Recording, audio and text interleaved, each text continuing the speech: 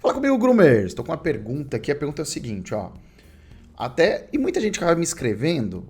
Como é que faz para mandar pergunta para você? As perguntas são lá no Instagram. Coloca aqui, Vlad, o Instagram brabo aqui. Segue lá que a gente todos os dias responde perguntas e algumas ainda acabam virando vídeo. A pergunta do seguidor é o seguinte: um pet que trabalha no método de escala consegue ter qualidade? Aqueles pets que fazem muitos cães banho e tosa como nós, conseguem manter qualidade? Pergunta muito boa. Então solta a vinheta que o Groomer responde.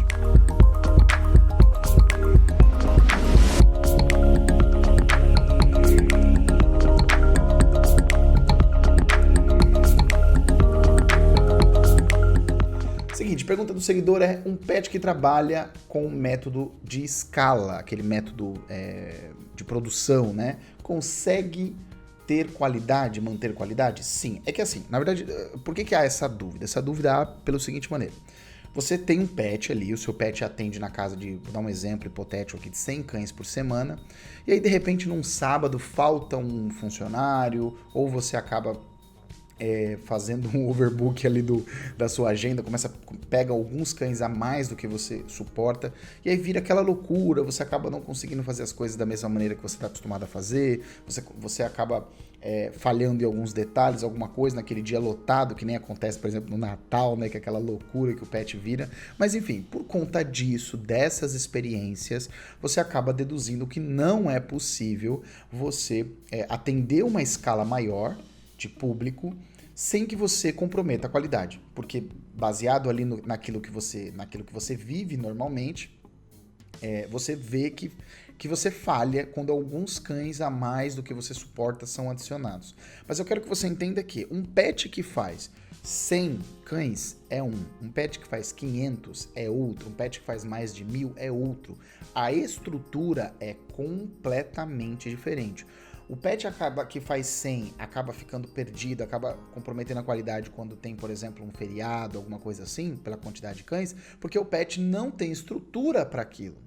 Não tem a equipe quantitativa para aquilo, não tem, às vezes, a equipe qualitativa para aquilo, porque o treinamento para que você lide com maior número de cães é diferente, tá? É bem diferente, porque quando você está começando, você tem um pet pequeno, você precisa aprender a fazer bem.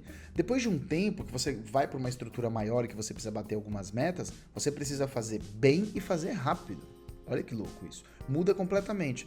E eu tenho uma frase aqui que eu vi de um dos meus professores que é incrível, que é assim: o que fez você chegar até aqui não é o que te manterá aqui e não é o que te levará a outro patamar. Então é assim, o que você fez para você atingir 100 cães não é o mesmo que você vai fazer para atingir 500 cães. E depois disso, não é o mesmo para que você mantenha os 500 cães. Olha que louco isso. Porque o trabalho ele muda, você está sempre se esforçando muito para manter as coisas sempre no lugar. Então uma empresa hoje grande, que atende mais de 800 cães, por exemplo, banho e tosa, né? É uma empresa que precisa de estrutura, precisa de fiscalização, ela precisa de equipe bem treinada, ela precisa de equipamentos, ela precisa de uma estrutura. Primeiro que hoje você atender uma quantidade de cães acima de 600 cães, onde o espaço é pequeno, você acaba sujeitando a sua equipe a um estresse absurdo, né? Eu conheço alguns pet shops que atendem muitos cães, mas tem um espaço físico muito pequeno. Isso acaba criando um estresse muito grande para a equipe, para os cães, para os supervisores, né, para os próprios proprietários, porque não é fácil você estar dentro de um espaço pequeno, com 6, 7, 8 funcionários, com sopradores, secadores e 30, 40 cães no mesmo momento ali dentro do pet. Então, isso é uma coisa que complicado, estressa muito, né? A gente às vezes fica preocupado bastante em pagar as contas e deixar tudo redondo, mas acaba não percebendo que esse é um dos motivos da alta rotatividade de funcionários nos pets, né? O quão é estressante, o quão é cansativo. E se você é um bom líder, você consegue olhar um pouco melhor para a equipe, para a saúde da equipe, para a sua própria saúde. Porque não é normal que o trabalho seja tão estressante, uma vez que você escolheu aquilo para ser a sua fonte de renda para o resto da vida, né? É muito louco você escolher uma coisa que todos os dias te deixa o ouvido zumbindo, né? Você deita na cama, tá o barulho do soprador ecoando aqui no seu ouvido, ou estressado e tal. Então isso é uma coisa que no meu método de trabalhar eu penso muito isso. Será que é isso que eu quero fazer pro resto da minha vida? Será que eu vou aguentar esse ritmo pro resto da minha vida?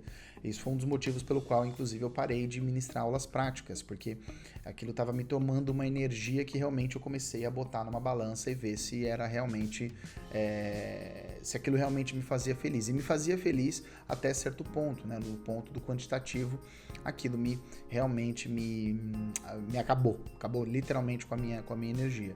Então, vamos lá.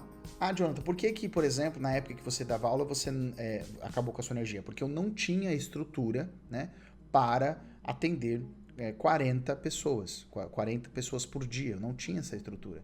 Então, eu atendia telefone, eu buscava cachorro, eu fazia faxina, eu liderava a minha equipe, eu dava aula, eu preparava a aula, eu corrigia provas, eu conseguia cães, eu fazia vídeos, eu fazia o marketing, eu fazia gestão.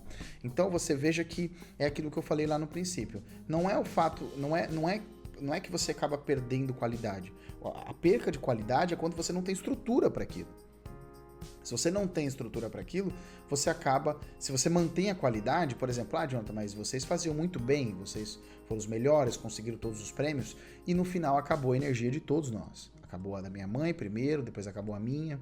Por quê? Porque para manter aquele nível de qualidade, a gente acabava demandando da gente uma energia que ela tinha tempo. Você sabia que nosso corpo não suportaria por muito tempo aquela quantidade de energia que a gente gastava para fazer aquilo. Então, isso é para que vocês entendam que o que fez você chegar até aqui não é o que você vai fazer para manter e muito menos para você ir para outro patamar. No nosso caso foi a mesma coisa. Nós fizemos tudo para chegar até ali e nós fizemos as mesmas coisas para manter. E é claro que não dá porque a tua energia vai se desgastando. Naquele momento você precisava dar um boom, fazer um investimento, melhorar ainda mais a estrutura, trazer equipe, e eu fiz isso, tá? Eu fiz isso, mas eu realmente fiz tarde demais porque a minha energia e o meu prazer já tinha realmente se desgastado bastante ali com a rotina difícil. E juntou também alguns problemas psicológicos, já contei para vocês, caso de crise de ansiedade e tal, com a gravidez da minha esposa, tudo, então juntou tudo numa coisa só e acabou que no final eu tomei uma das decisões mais inteligentes da minha vida. Mas isso é para que você entenda que é possível sim e que você precisa apenas preparar a sua empresa para isso.